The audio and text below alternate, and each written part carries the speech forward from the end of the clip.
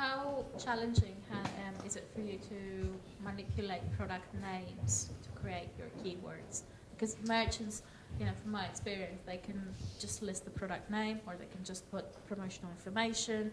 They can play with it. Yeah, I think that's really quite a raw use of a product feed, and I think we've seen everything, working with feeds from Amazon to feeds with very niche merchants. We're quite used to stripping out bits of data that we don't feel are going to work, or using them once. Often we'll take that product name, break it into 8 different cells on an Excel sheet, and then run an algorithm that mashes them all together in every combination, and bingo, you've got lots of keywords there. Where it becomes difficult is when there's things like no spaces, where the actual analyst or whoever's looking at that data has to really have a think about it. I think product names are usually not the most difficult bit. It's usually fairly straightforward. In the case we spoke about earlier, where the name vintage in every one in a particular category, that isn't a particularly bad keyword, so it's not going to harm it. Obviously we're going to run that without the word vintage as well, but it's fairly useful in that, and it would something we would look for anyway. We'd go to the category column, but if we saw the category column was blank, then we would probably put 2 and 2 together, and that wouldn't be a problem. So yeah, not too difficult really. Keyword creation from feeds is fairly laborious, but it's actually quite straightforward work. So you have you use your get out of jail card. You say it's from the merchant, and say the merchant loses a lot of money, £100,000. You get the commissions from the sales, because would the merchant still have to pay you the same commission? So if our site is showing, say, from £40 for a hotel room or whatever, the click comes through our site, lands on the hotel, and on the date they wanted to go, it was £68 and not £40, for example.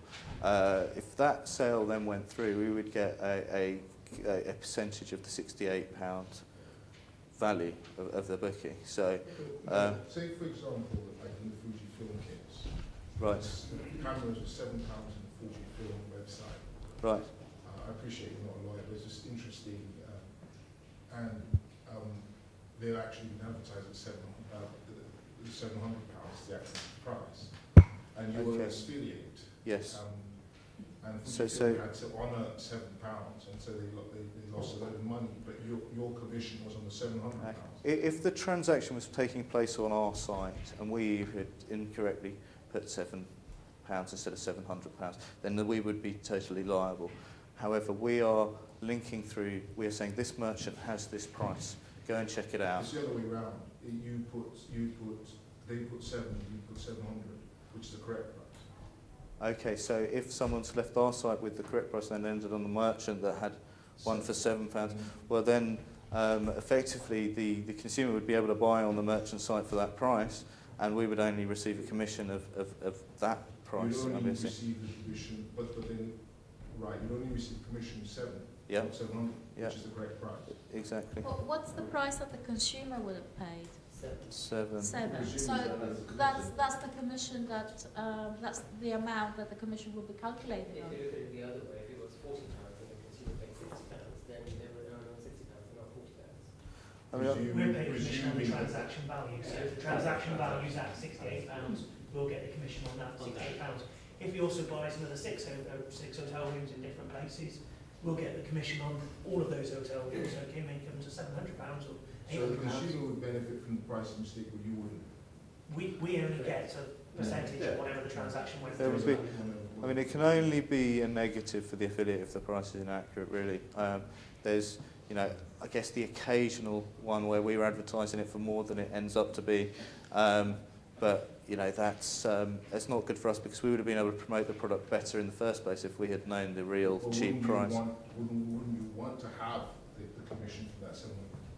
Well, I guess in some cases there might be a cause for compensation. If, for example, it's a particularly high volume product, you've got an existing arrangement with that merchant, and you're paying very high click costs to get that merchant through, then, you know, and then they've made a mistake and, you know, sold thousands of this unit at the wrong price, then, you know, there might be a conversation to be had with the network then at that stage to try and get an intermediary. But it's nothing. It's never happened in the 5-6 years I've been in the affiliate business. I've never seen anything like that actually resolve in. There was someone a couple of years ago who did that.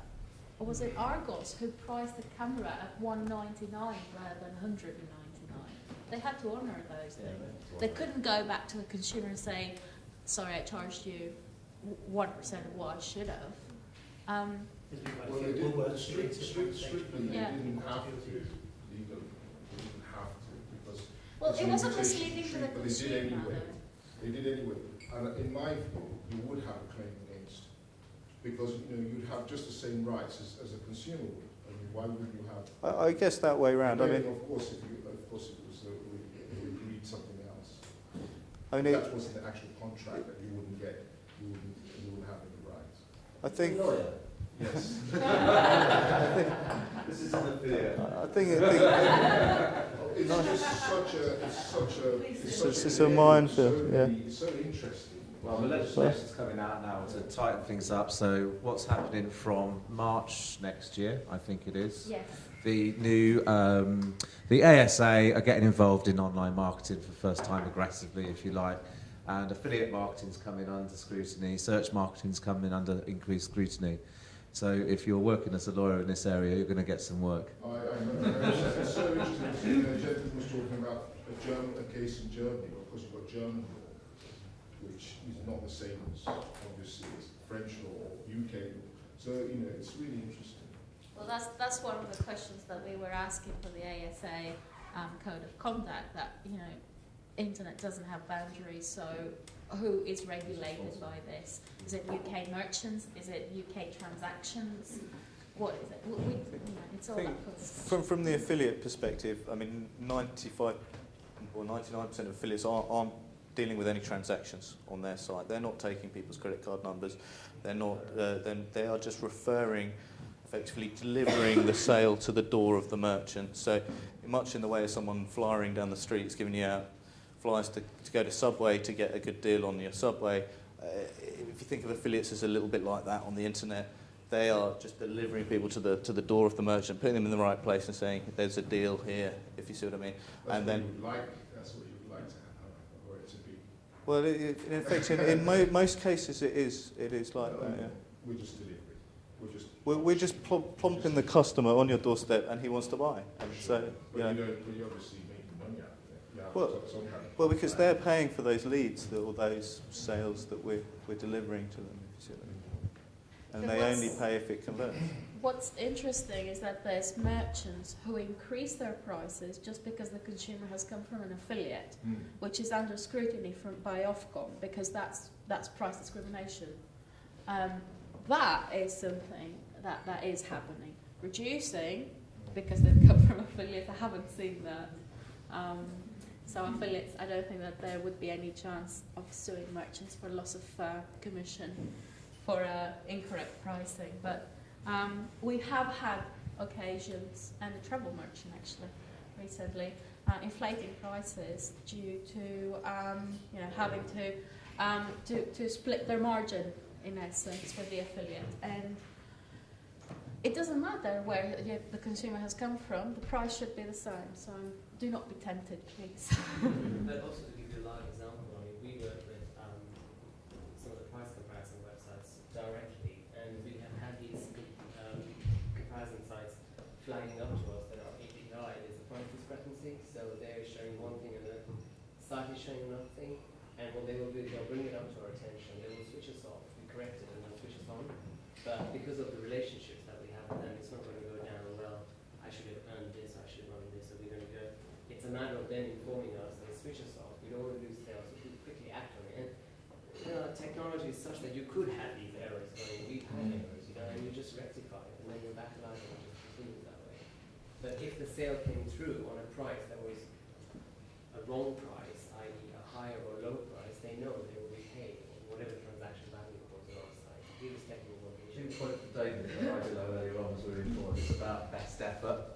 You know, those guys are making the best effort to get the right price on their site. It's all about the merchants making the best effort to get the right price out there. And absolutely, there are always going to be discrepancies occurring.